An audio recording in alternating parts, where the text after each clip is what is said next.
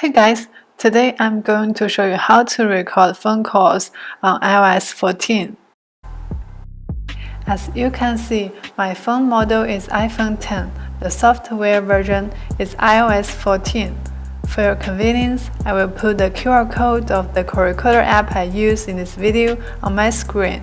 You can directly scan the code to have it on your phone.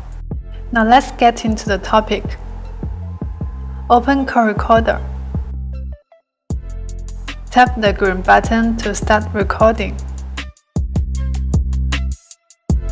Tap Add Call. Choose the content.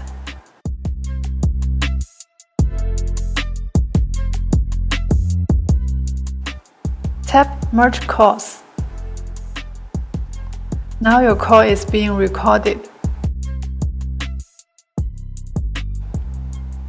After the call, there is a notification telling me that I got a new recording. Tap it, you will see all the recording files. Tap the button to play the recording. Thanks for watching my video. If you have any other recording problems, please write down in a comment. Also, if you like my video, welcome to like, comment and share it.